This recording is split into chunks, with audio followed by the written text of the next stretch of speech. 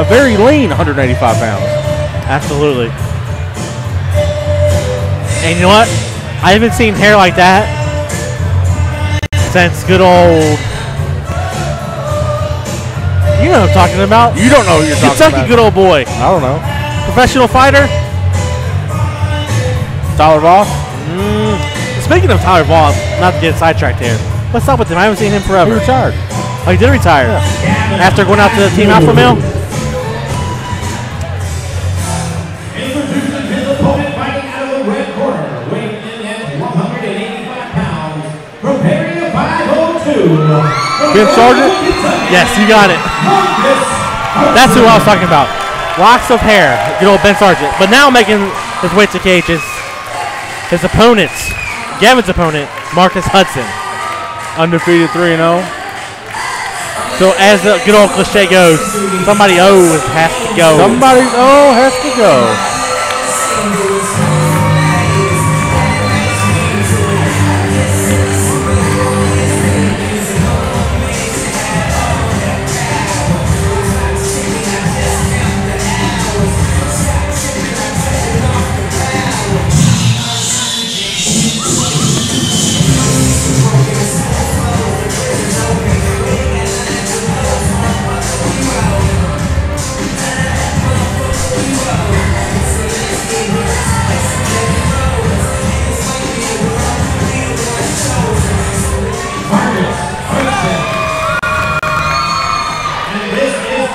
Three-minute round scheduled in this middleweight fight. Gary Copeland giving final instructions to Marcus Hudson.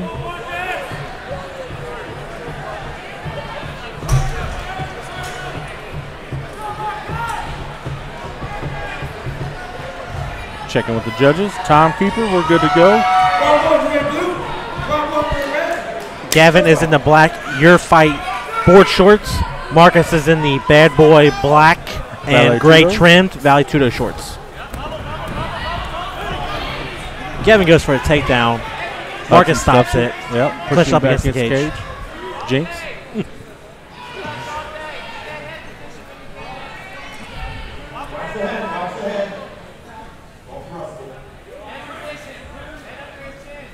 Gavin with the outside underhooks to prevent Marcus from breaking off and getting some strikes in. Marcus tries to power Gavin down. Gavin reverses. Oh, we got a good scramble going on here. Marcus comes out with the better. Agnew trying to escape. Nowhere to go. Hudson locked onto him. Really, Agnew has nothing to do there except hope he gets some space to get out, which he does. Marcus kind of just let go, and now the fighters are back to the center here. Agnew ducks under a punch, goes for the takedown. Doesn't work out so good for him, but he does. Weird position here in a scramble.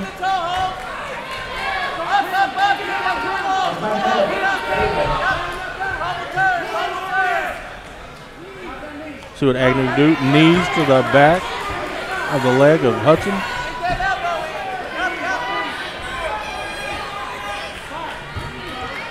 Now Hudson finds himself trying to find some room up against the cage, trying to break the lock of Agnew.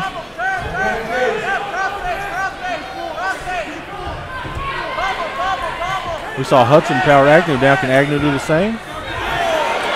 Big left hand by Marcus Hudson. Get some space. Hudson off the mark. Agnew resets, and they're back in the center of the cage, Juan. Correct. It almost looks like Agnew is confused on what to do here. He keeps going to the ground, but is unable to do anything productive once he gets there. He goes for the takedown, but it's hard for him to kind of complete it and get good position. We see Marcus trying to go for the heel hook there. Agnew gets out.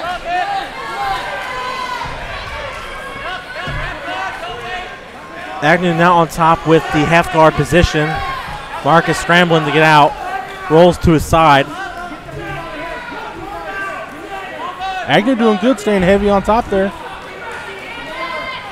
Now he needs to break free out of the half guard and get to side control. or to really put pressure on Marcus. If he could pass that leg and get him out. 10 seconds left here in the first round. Doesn't look like anything's going to happen in the final seconds here. Tough round to call. I'm not sure, Juan. I think I'd have to give it to Marcus.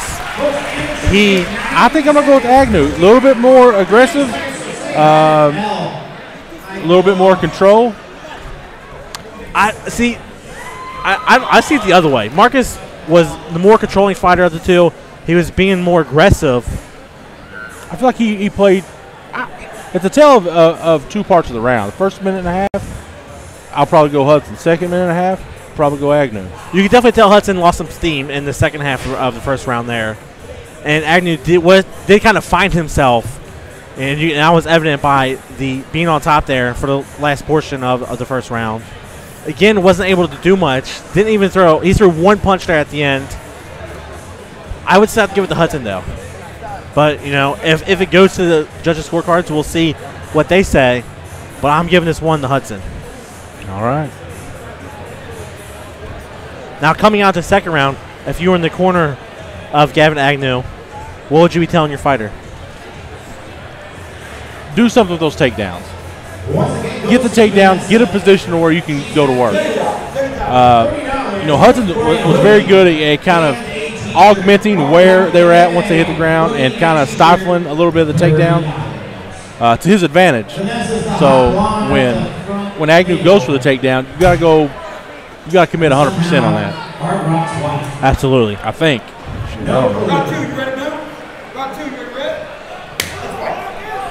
Here we go, round number 2. Touch of the gloves. Leg kick from Agnew. Another one misses there.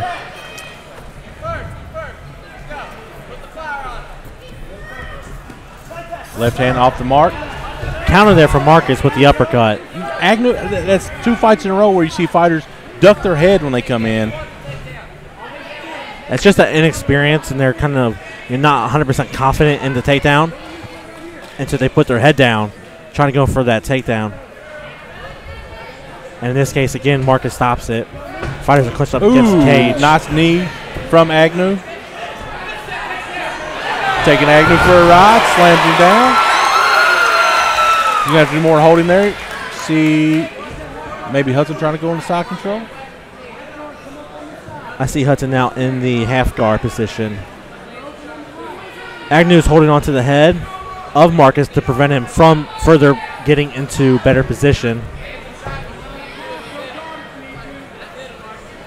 Agnew gets Hudson back into the full guard position. And it almost looks like Agnew's working for a triangle. You see the broad base of Hudson kind of keeping him stable there.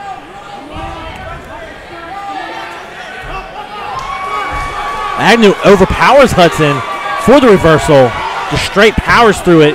And now he ends up in side control, which is a very dominant position here. And now it looks like he puts his left. It appeared almost he had his left knee on the midsection of Hudson, the pass. Hudson now doing the right thing. See the scramble. Transitions. On top, Agnew. Quick to get him back to the ground. It's when Agnew wins these exchanges like this, or at least keeps his position, I think scores him points with the judges.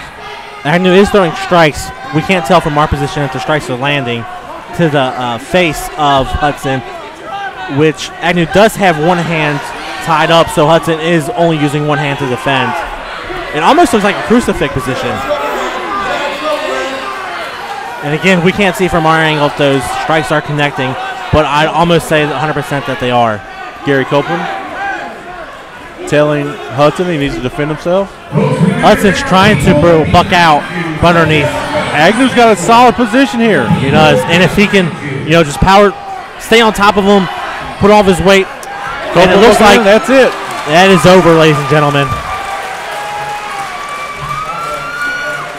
I don't know how many unanswered strike. 20? Something 30? Like that. We couldn't tell for the first part there, just from our angle. But it did look like there was a good amount of strikes that went unanswered that forced the referee to stop in and call that fight. Hudson takes the first loss of his amateur career. Agnew moves to 3-0. Solid performance. You know, I think Agnew kept his composure in the second round, did a good job of staying on top. You're absolutely, I agree with you 100% on that one. He came out a different fighter in the second round. Has called a stop to this fight. 2 strikes. 2 minutes and 38 seconds of round number 2. Your winner, the blue corner, Gavin Agnew. 2 minutes and 38 seconds of round 2. Gavin Agnew now improves his record to 3 wins, 0 losses.